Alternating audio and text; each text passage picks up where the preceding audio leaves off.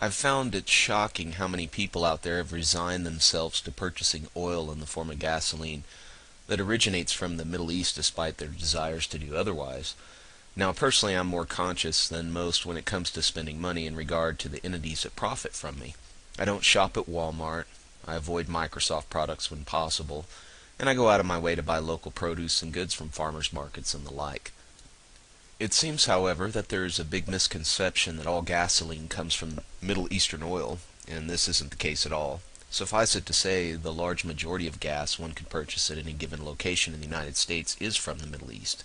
But there are exceptions, and a little research reveals that most of us do have a choice and can opt out of funding Islamic countries if we desire. Now let's start off by naming a few of the big players. Valero, Exxon, ConocoPhillips, BP, Marathon Petroleum, and Chevron are the major resellers and importers of oil from the Persian Gulf and Middle East. Coincidentally, these stations are also the most widely accessible to the majority of people in the United States.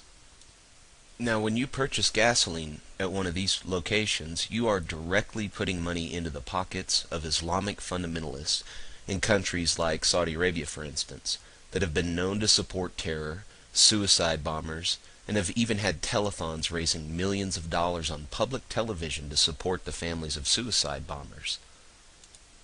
Let's also not forget that these are among the same people that want to have an international law passed outlawing the verbal or written criticism of Islam. Apparently they love free markets, just not free speech. Then there's Shell, which is a rather unique player. While they don't get much, if any, oil from the Middle East, they do get the bulk of it from Nigeria and other parts of Africa. In these places, the resources of the countries in question are being plundered, while workers there are barely given a livable wage. So while money to Shell may not directly support Islamic nations or terror, it does go to support draconian oppression of workers in Africa. Because of this, I've decided to do research to find out oil companies that have a less than despicable method of operation.